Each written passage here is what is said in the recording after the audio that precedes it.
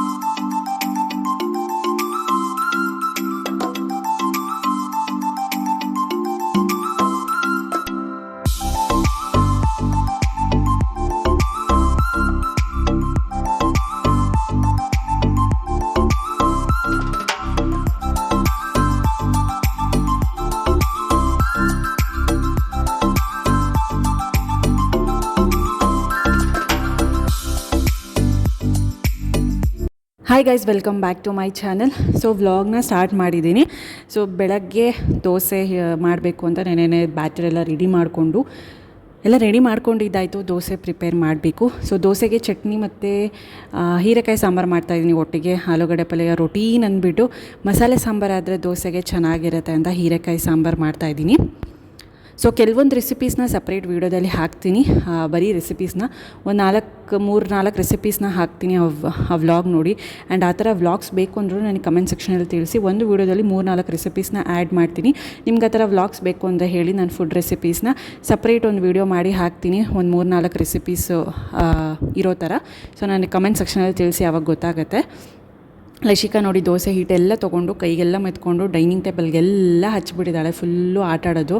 So ಅದು dry ಆಗ್ತಾ ತುಂಬ ಕೆಲಸ ಜಾಸ್ತಿ ಹೋಗೋದೇ ಇಲ್ಲ. ಅದು ಈ ಥರ ಕೆಲಸ ಮಾಡ್ತಾಳೆ ಲಶಿಕಾ, ಚಪಾತಿ ಹಿಟ್ಟಲ್ಲಿ ದೋಸೆ ಹಿಟ್ಟಲ್ಲಿ ಈ ಥರ ಮಾಡಿದಾಗ ಹಿಂಗೆಲ್ಲ ಗಬ್ಬೆಬ್ಸ್ಬಿಡೋದು. ಆ್ಯಂಡ್ ನಾನೊಂದು ಕಡೆ ಚಟ್ನಿ ಪ್ರಿಪೇರ್ ಮಾಡ್ಕೊಳ್ತಾ ಹೀರೆಕಾಯಿ ಎಲ್ಲ ಕಟ್ ಮಾಡ್ಕೊಳ್ತಾ ಇದ್ದೆ. ಹೀರೆಕಾಯಿ ಮಸಾಲೆ ಸಾಂಬಾರು ಮಾಡಿದ್ರೆ ತುಂಬ ಚೆನ್ನಾಗಿರುತ್ತೆ ದೋಸೆಗೆ. ಸೊ ದೋಸೆಗೆ ಯಾವುದೇ ಒಂದು ಮಸಾಲೆ ಸಾಂಬಾರು ಆಗಿದ್ರೂ ತುಂಬಾ ಚೆನ್ನಾಗಿರುತ್ತೆ. ಸೊ ಹಾಗಾಗಿ ಕಡಲೆ ಬೀಜನೆಲ್ಲ ಹುರಿದ್ಬಿಟ್ಟು ನಾನೊಂದು ನ್ಯೂಸ್ ಪೇಪರ್ ಮೇಲೆ ಹಾಕ್ಕೊಳ್ತಾ ಇದ್ದೀನಿ. ಸೊ ಇವಾಗ ಸಾಂಬಾರು ಅದು ಸ್ವಲ್ಪ ತಣ್ಣಗಾಗೋ ಅಷ್ಟೊತ್ತಿಗೆ ನಾನು ಸಾಂಬಾರಿಗೆಲ್ಲ ಪ್ರಿಪೇರ್ ಮಾಡ್ಕೋತೀನಿ. ಆ್ಯಂಡ್ ಒಂದು ಕಡೆ ನಾನು ನೀರು ಮಜ್ಜಿಗೆ ಮಾಡೋದಕ್ಕೂ ಕೂಡ ಮೊಸರೆಲ್ಲ ಚೆನ್ನಾಗಿ ಬೀಟ್ ಮಾಡ್ಕೊಳ್ತಾ ಇದ್ದೆ. ಸೊ ಇವತ್ತು ಫುಲ್ ವ್ಲಾಗ್ ನೋಡಿ.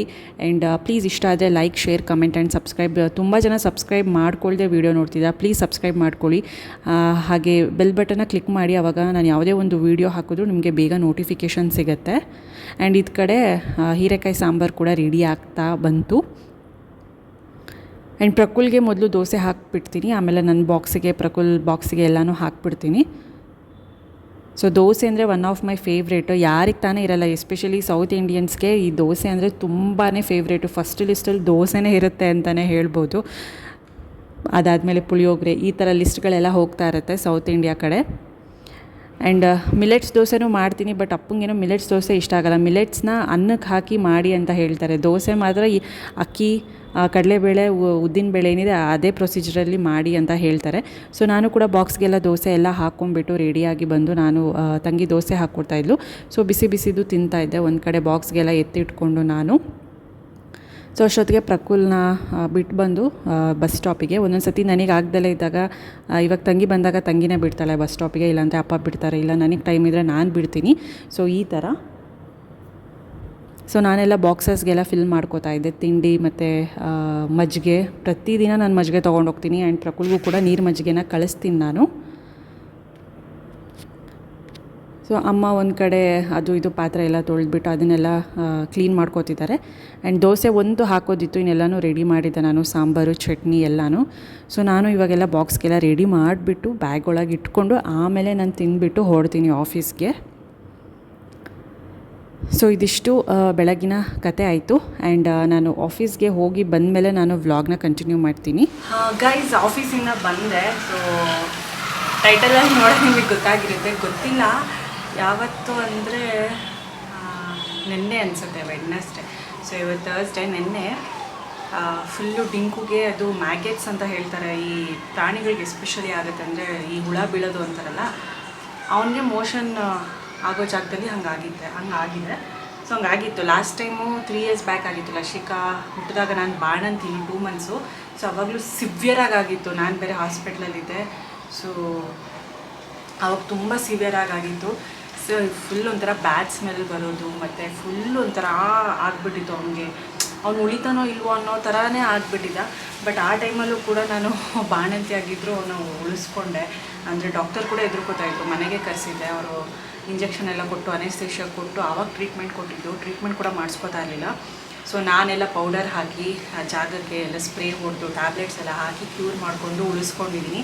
ಸೊ ಮತ್ತೆ ಇವಾಗ ಹಂಗೆ ಆಗಿದೆ. ಏನಂದರೆ ಅದಕ್ಕೆ ಡಿಸಡ್ವಾಂಟೇಜೇ ಕೂದಲು ಪೊಮೇರಿಯನ್ಸಿಗೆ. ಸೊ ಅದರಿಂದ ಇವಾಗೇನಾದರೂ ಒಂಚೂರು ನೊಣ ಏನಾದರೂ ಹೋಗಿ ಕೂತ್ಕೊಂಡ್ರು ಅಲ್ಲಿ ಆ ಜಾಗದಲ್ಲಿ, ಆ ನೊಣಗಳಿಗೆ ತುಂಬ ಈ ಗಲೀಜಾಗಿರೋ ಜಾಗನೇ ಇಷ್ಟ ಆಗುತ್ತೆ. ಸೊ ಅಲ್ಲಿ ಹೋಗ್ಬಿಟ್ಟು ಕೂತ್ಕೊಂಡ್ಬಿಟ್ಟು ಮೊಟ್ಟೆ ಇಟ್ಬಿಟ್ಟು ಅಲ್ಲಿ ಚಿಕ್ಕ ಹುಳ ಆಗುತ್ತೆ. ಆ ಹುಳ ಏನಾಗುತ್ತೆ, ಕೊರೆಯುತ್ತೆ, ಚೆನ್ನಾಗಿ ಕೊರೆದು ತಿಂದು ಗಾಯ ಎಲ್ಲ ಮಾಡುತ್ತೆ. ಸೊ ಅದಕ್ಕೆ ಇನ್ಫೆಕ್ಷನ್ ಆಗಿ ಬ್ಲಡ್ಡಿಗೆ ಹೋಗಿ ನೊಣ ಸೇರ್ಕೋತೆ, ಇಲ್ಲ ಹೇಗೆ ನೊಣ ಹೋಯ್ತು ಅನ್ನೋದು ಗೊತ್ತಿಲ್ಲ. ಬಟ್ ಮೆಡಿಸಿನ್ಸ್ ಎಲ್ಲ ತಂದಿದೆ, ಡಾಕ್ಟರ್ ಇಲ್ಲ ಅಂತ. ಸೊ ಆಮೇಲೆ ಹೇಳಿದರು, ಎಲ್ಲ ಫೋನಲ್ಲೇ ಕೇಳಿದಾಗ ಹೇಳಿದರು 3 ದಿನ ಹಾಕಿದೆ ಚೆನ್ನಾಗಿತ್ತು, ಮತ್ತು 2 ದಿನಕ್ಕೆ ಜಾಸ್ತಿ ಆಗೋಯಿತು. ಸರಿ ಹೆಂಗಾದರೂ ಹೋಗಲಿ ಅಂದ್ಬಿಟ್ಟು ಹೋಗಿ ಕರ್ಕೊಂಡು ಹೋದೆ. ಸೊ ನೆನ್ನೆ ಡಾಕ್ಟರ್ ಎಲ್ಲ ಒಂದು 5-6 ಹುಳ ತೆಗೆದುಬಿಟ್ರು. ಸೊ ನೋಡೋಕ್ಕೆ ಆಗಿದೆ, ಅದು ಹೆಂಗೆ ತಡ್ಕೊಂಡು ಅನ್ನೋದು ಗೊತ್ತಿಲ್ಲ ಪಾಪ, ಅಷ್ಟಾಗಿತ್ತು. ಆಮೇಲೆ ಆಯಿಂಟ್ಮೆಂಟು ಸ್ಪ್ರೇ ಎಲ್ಲ ಕೊಟ್ಟಿದ್ದಾರೆ. ಆ್ಯಂಡ್ ಪೊಮೇರಿಯನ್ಸ್ ಏನಂದರೆ ಮಾತು ಕೇಳಲ್ಲ ಜಾಸ್ತಿ, ತುಂಬ ತರಲೆ ಬಾಲ. ನಾನು ಬಾಲ ಹಿಡ್ಕೊಂಡ್ರು ಗುರ್ರ ಅನ್ನುತ್ತೆ ಆ ಥರ. ಸೊ ಎಲ್ಲ ಕಟ್ಟಾಕಿ ಟೈಟಾಗಿ ತಲೆಯೆಲ್ಲ ಆ ಕಡೆ ಹಿಡ್ಕೊಂಡು ನಾನು ಬಾಲ ಹಿಡ್ಕೊಂಡು ಆಯಿಂಟ್ಮೆಂಟ್ ಎಲ್ಲ ಹಚ್ಚಿ ಆ ಜಾಗಕ್ಕೆ ಸ್ಪ್ರೇ ಎಲ್ಲ ಹೊಡಿತಾ ಇದ್ದೀನಿ ನಿನ್ನೆಯಿಂದನೂ. ಸೊ ಅದೇ ಟೆನ್ಷನಲ್ಲೇ ನಾನಿದ್ದೆ. ಇನ್ನೂ ಕ್ಲಿನಿಕ್ಗೆ ಕರ್ಕೊಂಡು ಹೋಗೋದಕ್ಕಿಂತ ಮುಂಚೆನೇ ನಾನು ಆ ಟೆನ್ಷನಲ್ಲಿದ್ದೆ. ಅದ್ರ ಜೊತೆಗೆ ಈ ನನ್ನ ಮಗ ಬೇರೆ ಹೊಟ್ಟೆ ನೋವು ಅಂತಿದ್ದ. ಹೊಟ್ಟೆ ನೋವು ಅಂತ ಸ್ಕೂಲಿಗೆ ಕಳಿಸಿರಲಿಲ್ಲ ಒಂದಿನ ಮಂಗಳವಾರ. ಸೊ ಹಾಗಾಗಿ ಮತ್ತೆ ಹೊಟ್ಟೆ ನೋವು ಅಂತಿದ್ದ. ಸೊ ಎಲ್ಲ ಟೆನ್ಷನು ನನಗೆ ಒಟ್ಟೊಟ್ಟಿಗೆ. ಲಶಿಕಾಗೆ ಬೇರೆ ಮೊನ್ನೆ ಹಾಸ್ಪಿಟ್ಲಾಯಿತು, ಡಿಂಕುಗೆ ಹಾಸ್ಪಿಟ್ಲಾಯಿತು, ಇವನು ಬೇರೆ ಹೊಟ್ಟೆ ನೋವು. ಏನಪ್ಪ ಇದು ಬರೀ ಹಾಸ್ಪಿಟ್ಲ್ ಅನ್ನೋದೇ ಆಗೋಯ್ತು. ಏನೇನೋ ತಿಂತಾರೆ ಈ ಮಕ್ಕಳು, ಗಟ್ಟಿ ಪದಾರ್ಥ ಎಲ್ಲ ಸರಿಯಾಗಿ ನೀರು ಕುಡಿಯಲ್ಲ, ಅದಕ್ಕೆ ಹೊಟ್ಟೆ ನೋವು ಅಂತಾನೆ ಪ್ರಕುಲು. ಸೊ ಫುಲ್ ಟೆನ್ಷನ್ ಆಗೋಯ್ತು. ಆ ಟೆನ್ಷನಲ್ಲಿ ಬೆಳಗ್ಗೆ ಏನು ಮಾಡಿದೆ, ಆಫೀಸ್ಗೆ ಹೋಗಿ ಬೇರೆ ಟೈಮ್ ಆಗೋಯ್ತು. ನೆನ್ನೆ ಬೆಳಗ್ಗೆ ಆಗಿರೋದು. ಸೊ ಹೋಗ್ತಾ ಡಿಂಕುಗೆ ಹಾಲು ಹೇಳೋಣ ಅಂತ ಹೋಗ್ತಾ ಇದೆ, ಫಾಸ್ಟಾಗಿ ಚೆಲ್ಬಿಡ್ತು. ನಮ್ಮ ಡೈನಿಂಗ್ ಟೇಬಲ್ ನೋಡಿದ್ರಲ್ಲ, ಆ ಕಡೆ ಈ ಕಡೆ ಪಿಲ್ಲರ್ಸ್ ಇದೆ, ವುಡನ್ದು ಗ್ಲಾಸ್ ಎಲ್ಲ ಇದೆ. ಆ ವುಡನ್ದು ಏನಿದೆ ಅಂದರೆ ಫುಲ್ ಶಾರ್ಪ್ ಆಗಿದೆ ಎಡ್ಜಸ್ಸು. ಸೊ ಅಲ್ಲಿ ಕರೆಕ್ಟಾಗಿ ನಾನು ಹಾಲು ಚೆಲ್ಲಿದೆ. ಸರಿ ಅಂದ್ಬಿಟ್ಟು ಒರೆಸ್ದೆ, ಹಾಲೆಲ್ಲ ತುಳಿಬಾರ್ದಲ್ವ. ಸೊ ಒರೆಸ್ದೆ, ಸ್ವಲ್ಪ ವೆಟ್ಟಾಗೇ ಇತ್ತು. ಹಾಲಿಟ್ಟು ಆಚೆ ಬಂದೆ. ನಾನೇ ಒರೆಸಿದ್ದೀನಿ, ನನಗೆ ಮರ್ತೋಗ್ಬಿಟ್ಟಿದ್ದು. ನಾನು ಫುಲ್ ಟೆನ್ಷನು, ಏನಕ್ಕೆ ಹಿಂಗಾಗ್ತಿದೆ ಅಂತ ಫುಲ್ ನನಗೆ ಯೋಚನೆ ಆಗಿಬಿಡ್ತು. ಸೊ ಅದೇ ಇದರಲ್ಲೇ ಕಾಲು ಇಟ್ಬಿಟ್ಟೆ. ಫುಲ್ಲು ಸ್ಲೋಗಿ ಹೋಗಿದ್ರೆ ಏನು ಜಾರ್ತಿರ್ಲಿಲ್ಲ ಅನಿಸುತ್ತೆ. ಫುಲ್ ಫಾಸ್ಟಾಗಿ ಹೋದೆ. ನೀರೆಲ್ಲ ಆಗಿತ್ತು, ಇನ್ನೂ ಡ್ರೈ ಆಗಿರಲಿಲ್ಲ. ಸೊ ಹೋಗಿ ಜಾರ್ಬಿಟ್ಟೆ. ಸೊ ನಂದು ಲೆಫ್ಟ್ ಕಾಲು ಏನಿದೆ ಅದು ಟೇಬಲ್ ಕೆಳಗಡೆ ಸ್ವಲ್ಪ ಟ್ವಿಸ್ಟ್ ಆಯಿತು. ಲಾಸ್ಟ್ ಫಿಂಗರ್ ಏನಿದೆ ಕಾಲಲ್ಲಿ, ಲೆಫ್ಟ್ ಕಾಲಲ್ಲಿ ಸ್ವಲ್ಪ ಊದ್ಕೊಂಡಿದೆ, ಬ್ಲಡ್ ಕ್ಲಾಟ್ ಕೂಡ ಆಗಿದೆ. ಆ್ಯಂಡ್ ಕೈಗೆ ಕೂಡ ಆ ಶಾರ್ಪ್ ಎಡ್ಜಸ್ ಇದೆಯಲ್ಲ, ಅದಕ್ಕೆ ತರ್ಚ್ಕೊತು. ಬೀಳೋವಾಗ ನನಗೇನೂ ನೆನಪಿಲ್ಲ, ನಾನು ಬಿದ್ದಿದ್ದೀನ, ನನಗೆ ಏಟ್ ಆಗಿದೆಯಾ ಅಂತ. ಆಫೀಸ್ಗೆ ಹೋದ್ಮೇಲೆ ಕಾಲು ನೋವು ಶುರುವಾಯಿತು, ಒಂಚೂರು ಸ್ವೆಲ್ ಆಗೋದು ಮತ್ತು ಪೇಯ್ನ್ ಆಗೋದು ಎಲ್ಲ. ಮತ್ತು ಆಫೀಸ್ಗೆ ಹೋದ್ಮೇಲೆ ನೋಡ್ಕೋತಾ ಇದ್ದೀನಿ, ಇಲ್ಲೆಲ್ಲ ತರ್ಚ್ಕೊಂಡ್ಬಿಟ್ಟಿದೆ ನೋಡಿ. ಸೊ ಸ್ಕಿನ್ ಎಲ್ಲ ತರ್ಚ್ಕೊಂಡ್ಬಿಟ್ಟಿದೆ. ಇವಾಗ ಸ್ಕಿನ್ ಎಲ್ಲ ತೆಗ್ದಿದ್ದೀನಿ. ಬಟ್ ಸ್ವಲ್ಪ ರೆಡ್ ಎಲ್ಲ ಆಗಿದೆ ನೋಡಿ. ಇಲ್ಲೂ ಸಹ ಕುಯ್ಕೊಂಡು ಹೋಗ್ಬಿಟ್ಟಿದೆ ಒಂಚೂರು. ಸೊ ಇದೇ ತುಂಬ ಪೇಯ್ನು. ಇದೆಲ್ಲ ರೈಟ್ ಹ್ಯಾಂಡ್ ಅಲ್ವಾ, ಇದೇನೋ ಒಂಚೂರು ತಗಲಿದ್ರೂ ತುಂಬ ಪೇಯ್ನ್ ಆಗುತ್ತೆ. ನಂಗೆ ಬಿದ್ದಾಗ ಹಿಂಗೆ ಕುಯ್ಕೊಂಡಿದ್ಯಾ, ಹಿಂಗೆ ತರ್ಚ್ಕೊಂಡಿದ್ಯಾ ಅಂತಲೇ ಗೊತ್ತಿಲ್ಲ. ಸೊ ಅದಾದಮೇಲೆ ಹಿಂಗಾಗಿರೋದು. ಹಂಗಾಯಿತು ನನ್ನ ಕತೆ. ಯಪ್ಪ, ಬಿದ್ದಿದ್ದು ಒಂಥರ ಕಾಮಿಡಿ ಇತ್ತು. ಆಮೇಲೆ ನೋಡಿಕೊಂಡಾಗ ಇವೆಲ್ಲ ಗೊತ್ತಾಗುತ್ತೆ. ಆನ್ ದ ಸ್ಪಾಟ್ ಏನೂ ಪೇಯ್ನ್ ಆಗಲ್ಲ, ಎಲ್ಲೆಲ್ಲಿ ಏನೇನು ಗಾಯ ಆಗಿದೆ ಅಂತಲೂ ಗೊತ್ತಾಗಿಲ್ಲ. ಎಲ್ಲ ಆದಮೇಲೆ ಗೊತ್ತಾಗೋದು. ಸ್ವಲ್ಪ ಕಾಲಲ್ಲಿ ಒಂಚೂರು ಲಾಸ್ಟ್ ಫಿಂಗರ್ ಮಾತ್ರ ಊದ್ಕೊಂಡಿದೆ ಅಷ್ಟೇ, ಸ್ವಲ್ಪ ಬ್ಲಡ್ ಕ್ಲಾಟ್ ಆಗಿ. ಅದೇ ಸ್ವಲ್ಪ ನಡೆದಾಡಿದ್ರೆ ಹೋಗುತ್ತೆ. ಅದೇ ಒಂದು 4-5 days ಬೇಕಾಗುತ್ತೆ.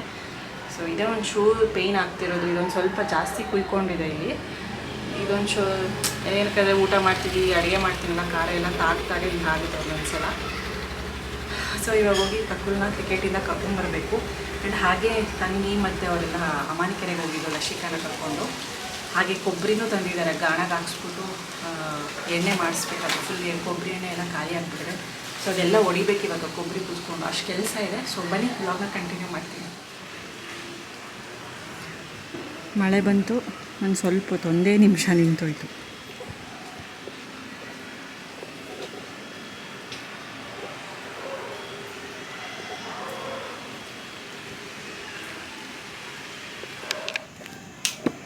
అదే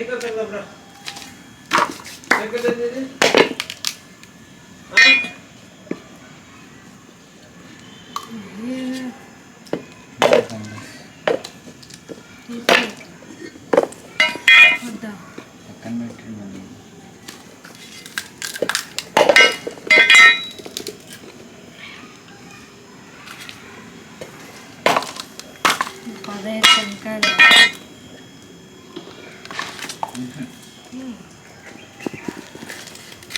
ఎండిన టెంకాయలు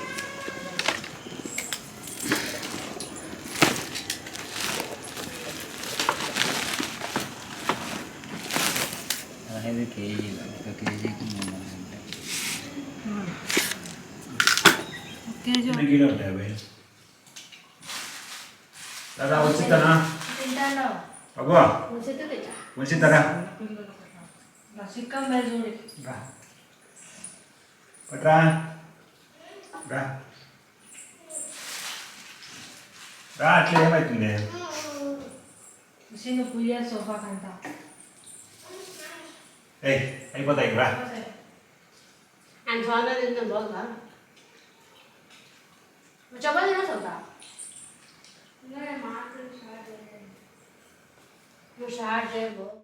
ಈಗ ನಾನು ಪನ್ನೀರ್ ಕರಿ ಮಾಡಿಬಿಟ್ಟು ಪನ್ನೀರ್ ಮಸಾಲ ಕರಿ ಮಾಡಿಬಿಟ್ಟು ಚಪಾತಿ ಮಾಡ್ತಾಯಿದ್ದೀನಿ. ಸೊ ತಂಗಿ ಗಾಣಾಗೆ ಹೋಗಿದ್ರು, ಇಲ್ಲೇ ಮಿಲ್ ಹತ್ರನೇ ಗಾಣಾಗೆ ಹಾಕ್ಸ್ಕೊಂಬರೋಕ್ಕೆ ಕೊಬ್ಬರಿನ.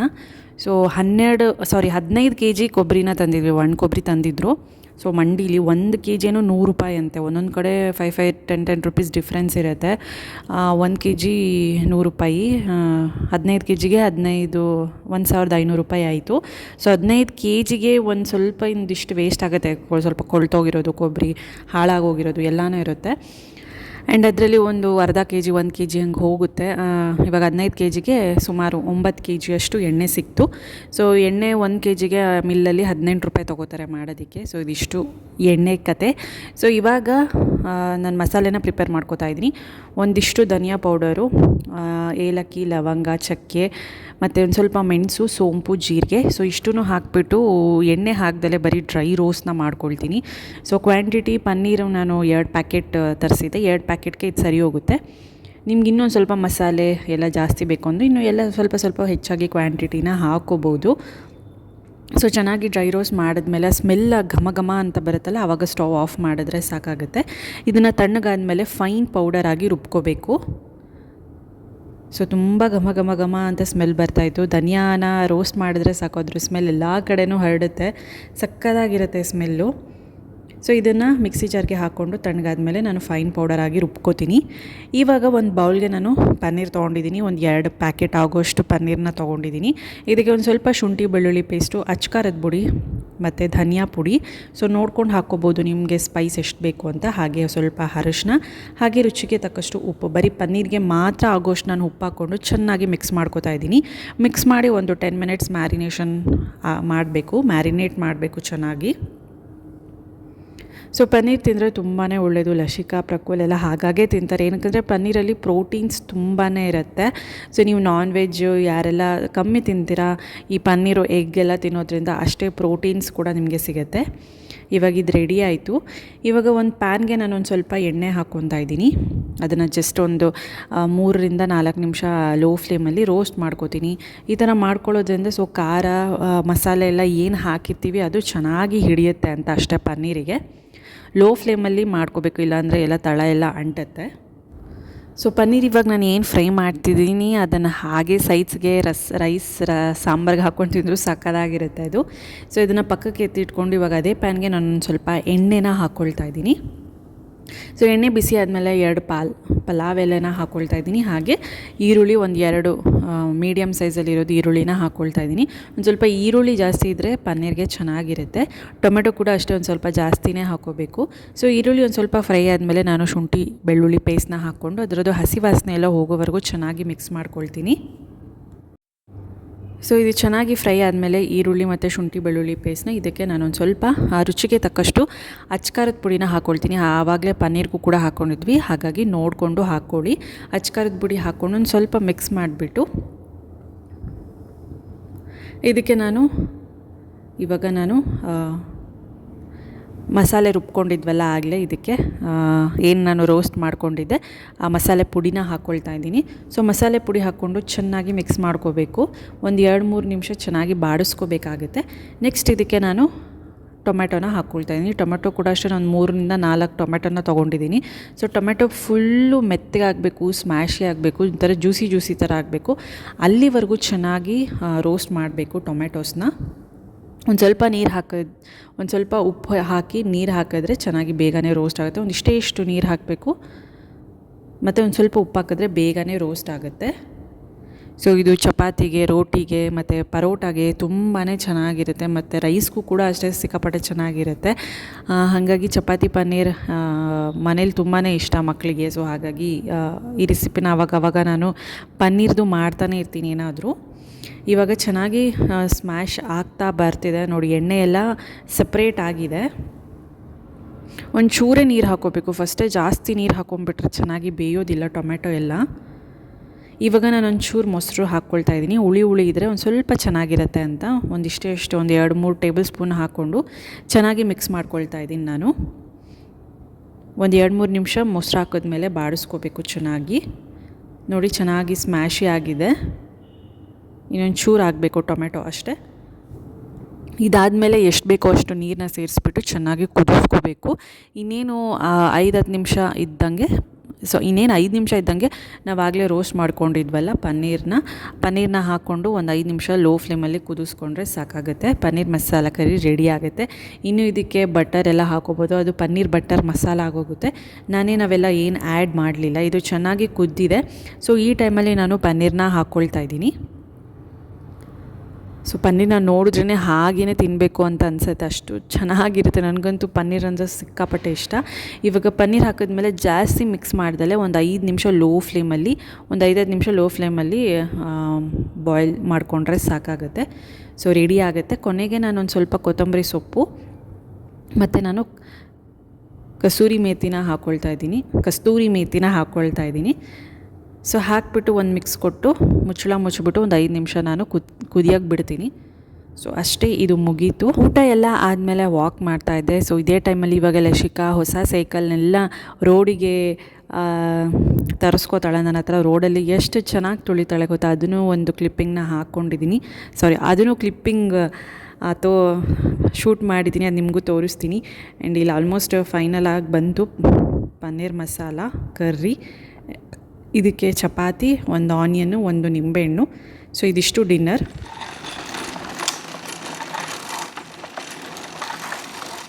ತಿಪ್ಕೊ ಪಡ್ತಾ ಮುಂಜು చూಡಲ್ಲ.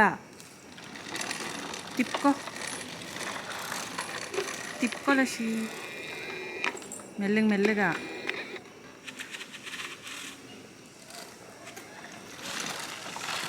ಮೆಲ್ಲಗಮ್ಮ.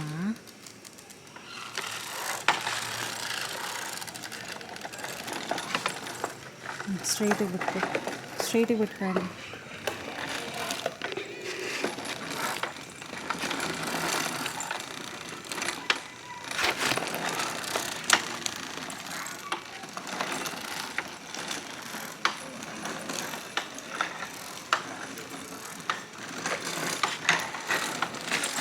మెల్లగా ముందు చూడాలి.